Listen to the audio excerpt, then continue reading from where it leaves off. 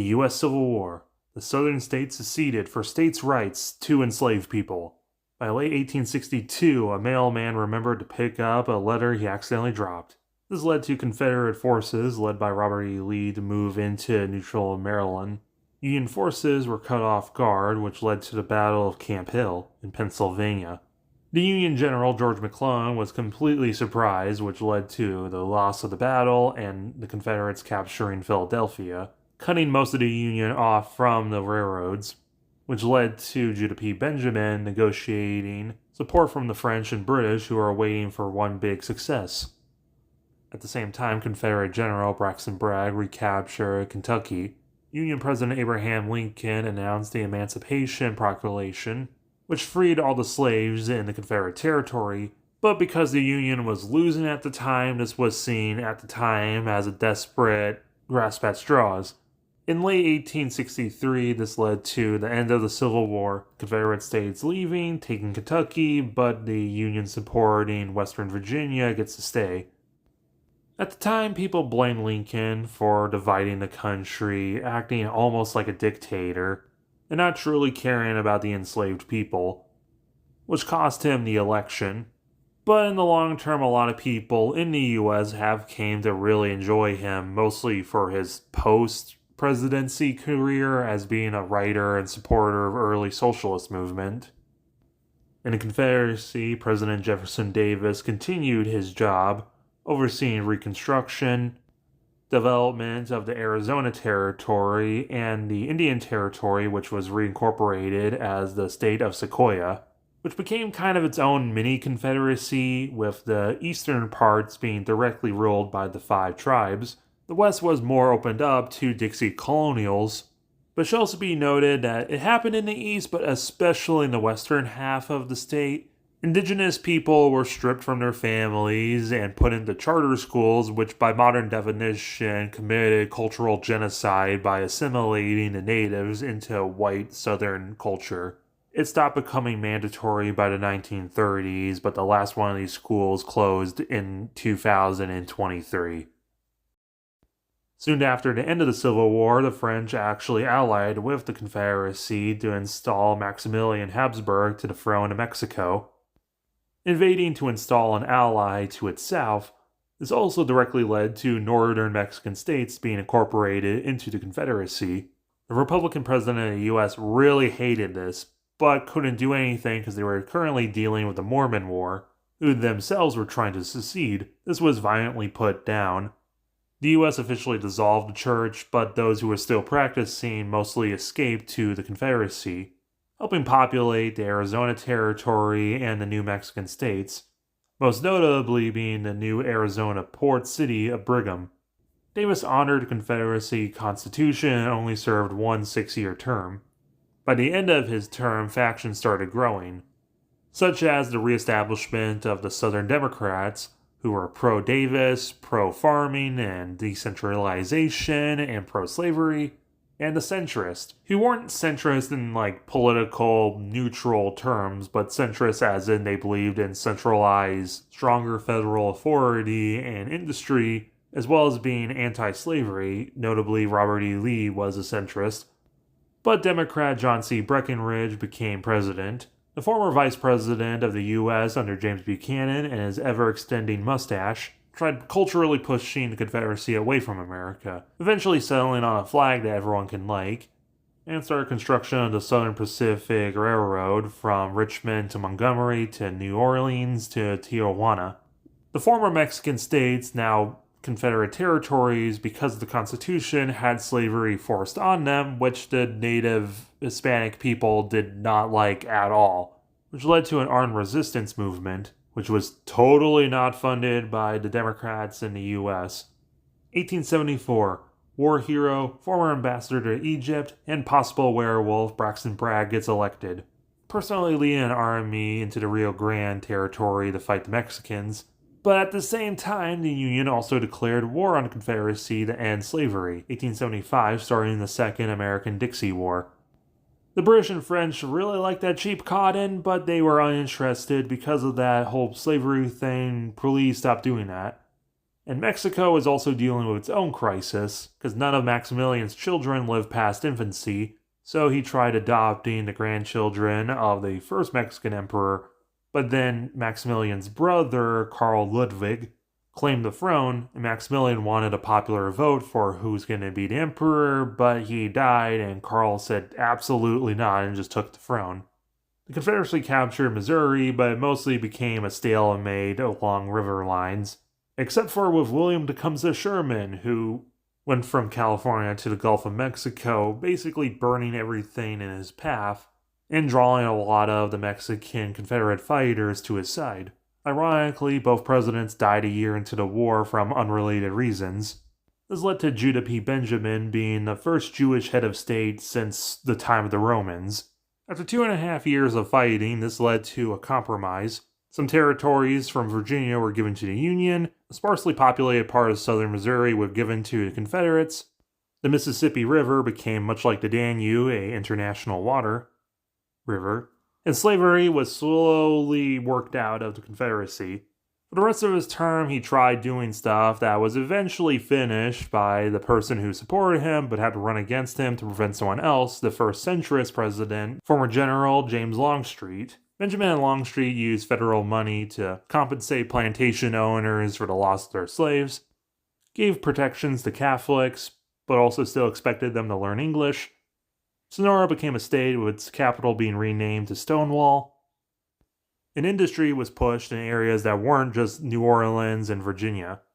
They also established a long-standing alliance with Brazil that still stands today, with many Confederates moving to Brazil.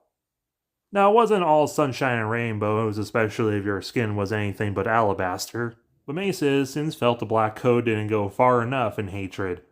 This led to the establishment of the Ku Klux Klan, the terrorist organization, Army of the Knights of the Golden Circle, headed by former Vice President Nathan Bedford Forrester.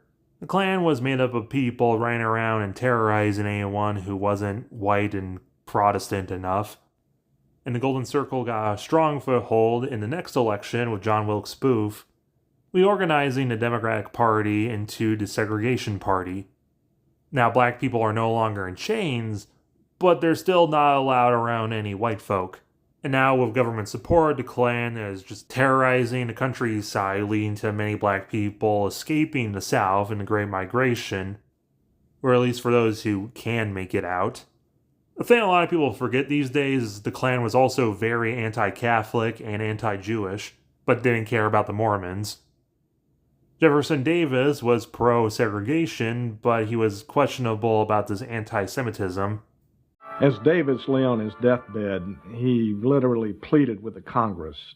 He reminded them of the gallant work of his Secretary of State, Judah P. Benjamin, and other Jews who had supported the Confederacy. Davis, for his part, don't you ever forget, sir, that it was a blood-sucking Jew who saved this country. Davis died in '89, and his body was paraded around every major city. The Zebulon advance oversaw even greater industrial growth, even allowing black people to take industrial work. Then he died 2 years later.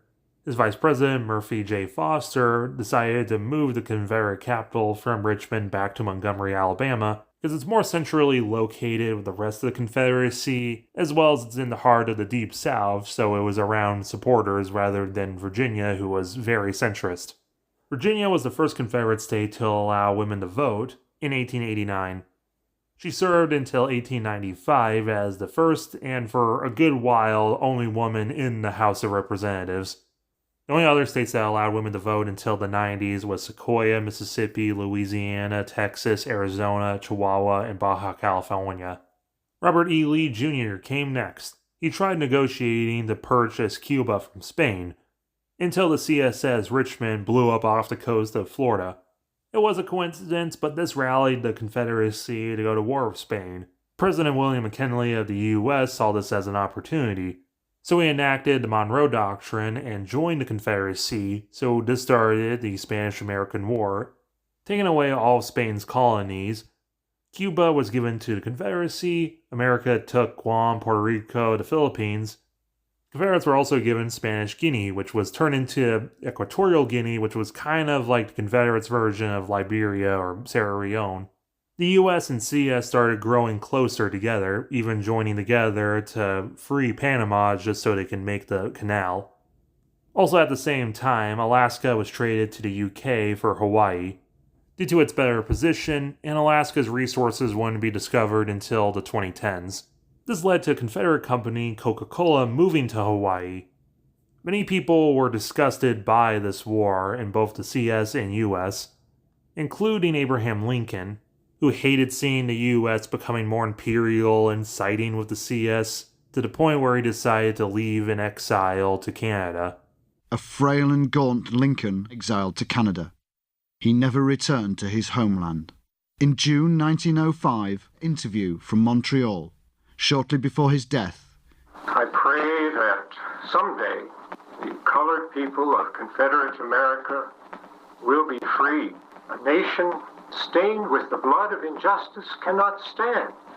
I only regret that I shall not live to see it fall. I see what our once great country has become. Now I too am a Negro, without a country. Andrew H. Longino existed. He went on a hunt in the Mississippi Delta with the popular general and governor of the Philippines, Theodore Roosevelt, which inspired the whole teddy bear story. And he also has an airport named after him in Rio Grande. And speaking of, the Wright brothers invented flight in Ohio. His vice president became the first CS president without facial hair. And he actually worked with centrists to give stuff like the Federal Farm and Loan Act, the Federal Reserve Act to actually give the Confederates any kind of backup money. Established the modern look of the currency, expanded trade with the US and Canada, and allowed black people to vote. If they can get past all these hurdles. So in reality, not really. He also established the Department of Veterans Affairs, and with the help of his first Veterans Affairs minister, they started softening tone of the South, trying to rewrite history to make the Civil War not about slavery, but about states' rights. And the Klan are a bunch of noble knights who are saving people from those savages. Supported by the organization, the United Daughters of the Confederacy. There was a land of cavaliers and cotton fields called the Old South. Here in this patrician world, the age of chivalry took its last bow. Here was the last ever seen of the knights and their ladies fair, of master and of slave. Look for it only in books, for it is no more than a dream remembered, a civilization gone with the wind. Black-led organizations opposed this, but they were banned and hunted down by the Federal Bureau of Investigation, leaving them to have to operate in the U.S. Wilson also oversaw the constitutional amendment that allowed Confederate presidents to serve 2 6-year terms. But July 1914, Crown Prince of Austria, Rudolph, was taking a ride with his wife and another lady. Now, historians today mostly agree that the guy was telling the truth when he tried pleading that he was hired by the Crown Prince to take out his wife, so Rudolph can marry his mistress. But one of the assassins actually threw a grenade into the car, blowing all of them up. But no one believed him and thought that he was targeting all of them, which directly led to the Triple Emperor Alliance of Germany, Austria-Hungary, and Belgium, later the Ottomans, declaring war on the Entente of the UK, France, and Russia. Later Italy betrays Germany and joins the Entente.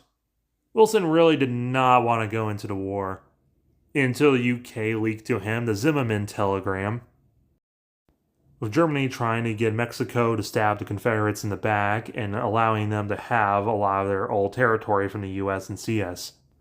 The Mexican emperor and prime minister were outraged publicly, but definitely wanted it, but Wilson was more surprised about the victory in the U.S. of progressive Charles Even Hughes over McKinley's vice president going for a second term, William Howard Taft. He gave women and minorities the right to vote, and he joined the war. Not wanting to be upstaged, Wilson did the second part. So he introduced the Conscription Act, which even included black divisions that were separate but equal. And anyone who was trying to protest this was immediately arrested and exiled to Equatorial Guinea. Wilson came up with his 14 points and helped found it the League of Nations. But he spent most of his second term suffering from a stroke, so they awkwardly never joined the League. Similarly named W. Woodward Brandon became next president. He was the very first CS president born after the Civil War. He oversaw the outlaw of alcohol and prohibition, which only led to U.S. crime bosses smuggling alcohol in. The interwar period in Europe saw the rise of communist USSR, the fall of the Bonaparte dynasty in France escaping to Mexico, and the rise of fascism. In the CS, due to vote splitting, this led to the first centrist in quite a long time gaining the presidency. Benjamin Meek Miller hated the Klan and tried speaking out against them, and was assassinated a year later. So his vice president, Thomas Gordon McLeod, kept kind of silent about everything, and then the Great Depression and Dust Bowl happened, which hit the Confederacy super hard. The mass decentralization of the government really was hurting. So in 1934, we saw the rise of Huey Long, an independent. Long grew up dirt poor in rural Louisiana, and really believed in the ideas of truth, justice, and the pursuit of happiness. So he was going to do to the federal government what he did to Louisiana, by making every man a king. Overseeing a constitutional amendment that allows people to actually dam rivers, which they weren't allowed to for some stupid reason. The end of prohibition, mostly. Taking on the financial elite. Nationalizing the oil. Breaking up the cigarette company. Establishing a Department of Education 2 decades before the US would even. Providing free textbooks to schools and building a heck of a lot more. Taking away the literacy test from voting because it disenfranchised even poor white people. He wanted to give everyone a lot of privileges, but Congress said absolutely not. Pigeon Forge, Tennessee became the Confederates' Las Vegas. He had the Knights of the Golden Circle disband and the Ku Klux Klan slowly taken out by his own personal gang of thugs called the Minutemen, who were nicknamed the Trigger Men because they carried around Tommy guns like gangsters. They were also able to take out a notorious criminal, Bonnie and Clyde, re-established protections for Catholics, and allowed a lot more freedom of press and expression, leading to Atlanta, Georgia, and Orlando, Florida becoming massive film centers. Long was insanely popular with his fans. Even FDR liked him. World War II happened, but Long was very uninterested. Because, well, actually, the Confederates were very for Germany. Dolph was actually inspired by the South's ideas of segregation, and Confederates actually supported Dolph's ideas of deporting the Jews to Madagascar. Early in his second term, Long was assassinated by Klansmen, which only actually made them even more unpopular. His vice president, Harry F. Byrd, was actually an establishment figure who broke a lot with Long on stuff, but with the public being outraged about doing nothing with World War II and Pearl Harbor happening, they decided to help out the US because they didn't want to be upstaged, with black soldiers being sent to the Pacific and white soldiers being sent to Europe. The Cold War divided Europe, especially in Central Europe. Ironically, Eastern Austria was now ran by the daughter of Rudolf. War hero George S. Patton was elected in 1952. He oversaw the interstate highway system being built. He was close friends with U.S. President Dwight D. Eisenhower, who was also a general, starting the kind of frenemy rivalry the U.S. and CS continues to have today. The CS sent a cavalry division to the Korean War, which is where you get this iconic photo. The CSA formed an alliance with similarly minded South Africa, and thanks to air conditioners, Florida and Cuba became major tourist traps. Oversawn by Governor Batista, who was the governor from the 30s up until his death in the mid-70s. Many protested his rule, comparing Cuba under Batista to the plantations of old, and called for Cuba's independence. They were subsequently silenced by the Minutemen. But hey, they also established the Woodrow Wilson Space Center in Florida. It was built because Patton was very close with German people he decided to bring over under fake names, which also led to a big experiment in black neighborhoods with syphilis and AIDS.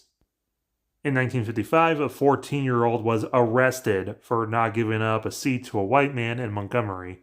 And another 14-year-old was disfigured and murdered for supposedly whistling at a white woman.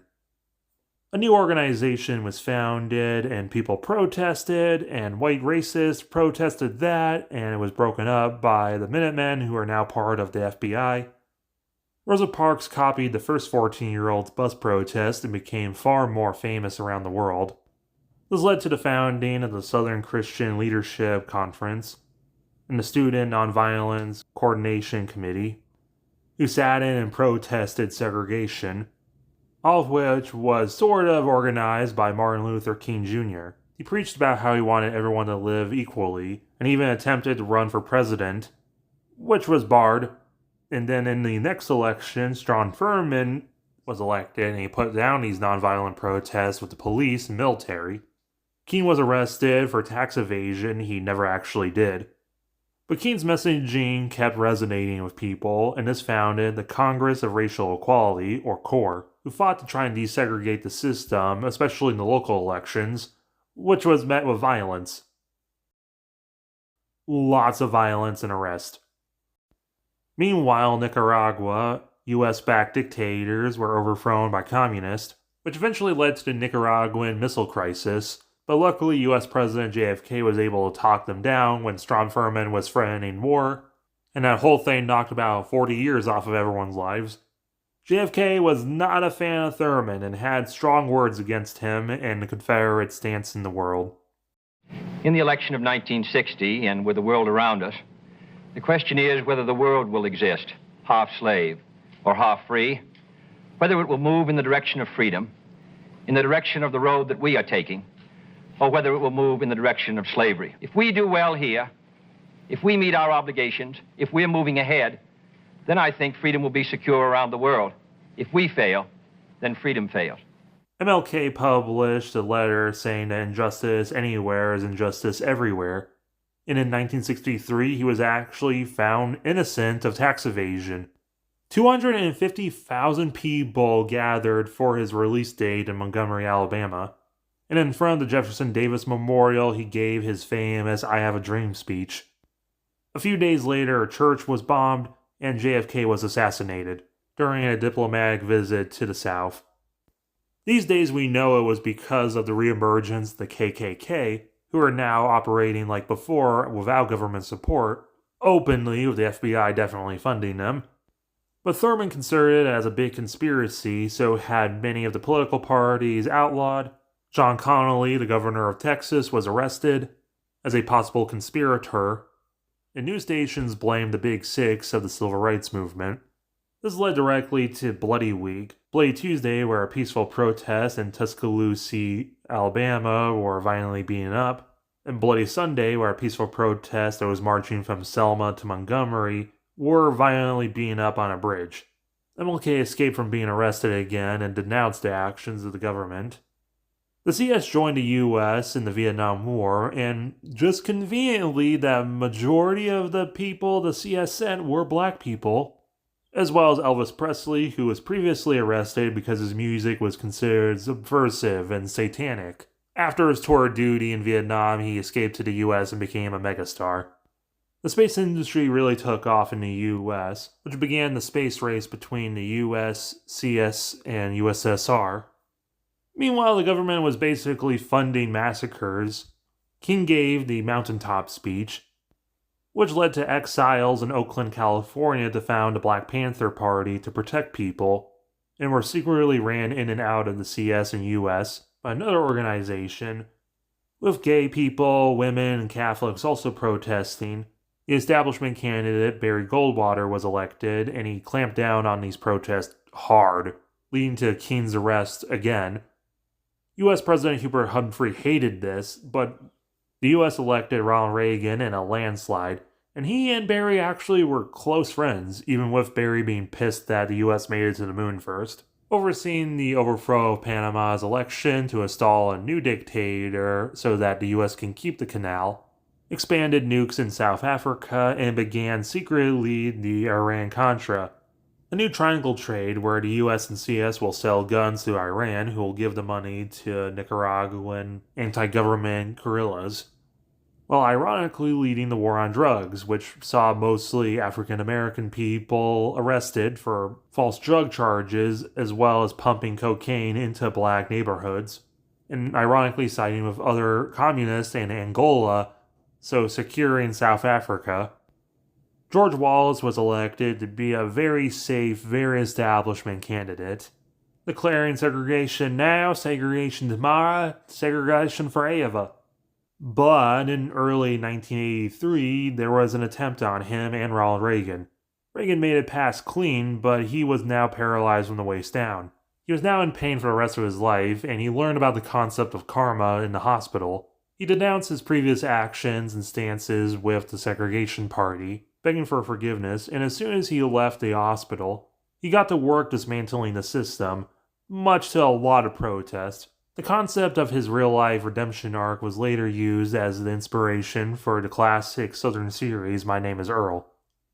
And its truly terrible American remake, My Name is Raj, which was kind of a common practice, taking away a lot of the voter restrictions, as well as exposing the Iran-Contra affair, which ended up screwing over Bob Dole's re-election campaign, leading to Michael Dukakis and Jesse Jackson being elected in 1984, who sent tons of foreign aid to the CS during desegregation, which was known as the Rainbow Coalition to seek racial justice, which also eventually led to the founding of NAFTA. Political parties were unbanned, the Black Panthers and centrists combined with CORE to elect progressives who were living in exile in the US. Overseeing Reconstruction, with the country nearly revolting, they decided it was time for a new image. Aid continued flowing in from the newly elected Jesse Jackson in the US, oversawn by Secretary of State Al Gore and Secretary of Housing and Urban Development Jimmy Carter, who personally built houses for newly desegregated neighborhoods and towns. Many were freed from prison, including Martin Luther King, who the majority of people thought was killed in prison years ago. But that was a completely different person, which led to the MLK effect, where a lot of people not wanting to admit they confused two black guys start thinking about how they slightly misremember things. The Segregation Party reorganized into the States' Rights Party, and under David Duke, claimed that the U.S. was invading the South in the Third War of Northern Aggression, denouncing the end to the old system and wanting to go back to when Dixie was great again. But shocking the entire world, Martin Luther King Jr. was elected as Confederate president, with Bill Clinton as his vice president. With Dole back in the White House, King had to continue fixing Dixie by himself. Women were given the right to vote, and saw the expansion of health care, child care, and school care. The 90s also saw a lot of companies having to change their names to be less offensive. Bill Clinton also got into a scandal. They cheated on his wife, but literally no one cared. In the 2000s election, Al Gore and Jimmy Carter were elected. Bob Dole was term limited in the U.S., so he used his Secretary of Education, John McCain, with Christina Todd Whiteman becoming the first female vice president. Shortly after 9/11, Gore and McCain really didn't see eye to eye when it came to the war on terror, but after a lot of public outlash, Gore joined the invasion of Afghanistan, but broke with McCain on the invasion of Iraq. While at home, he expanded child schooling, incorporation of the internet and internet into school, green energy, and Virginia became the first state to legalize gay marriage, followed by Cuba a year later. Sequoia, Sonora, Baja, Rio, Georgia, and North Carolina are the only states that still allow gay marriage today. States' Rights Party Mike Huckabee was elected after. He took the typical states' rights stance of allowing old Confederate symbols, being very anti-gay and anti-green energy, and overturned a lot of Gore's decisions to allow creationism to also be taught in public schools. Hurricane Katrina struck Dixie in what many would consider a complete disaster and horrible response to just nothing. Tim Scott comes from the conservative wing of CORE, so it was really just more of the same. Ben Carson was a states' rights guy who was very bland and inoffensive, with Francis Schuster being the first Cuban to make it this high into government. He oversaw the global pandemic, and at first he didn't do anything, despite famously being a doctor. but he ended up asking for help. While in America, Elizabeth Dole, wife of Bob Dole, lost in a surprise election to Bernie Sanders, who was willing to spread the vaccine all around. But many people in Dixie hated being told what to do and actually taking medicine when there was a bad thing happening, which led to populist Mark Robinson being elected. With Vivek Ramaswamy, who despite being a first-generation Confederate, he has comically hypocritical stances on things. And as for Mark Robinson, he says the civil rights movement in the 1960s was, quote, crap, and that Martin Luther King was a communist. Robinson posted the movie Black Panther was, quote, created by an agnostic Jew to pull the shekels out of your Sforza pockets, using the Yiddish words for money and black. He referred to the victims of the Parkland school shooting as spoiled little bastards. He says the moon landing in 1969 may have been fake. He also says there is a secret ruling cabal that is part reptile. And said that Beyonce is satanic. well, at least things are looking up for the U.S.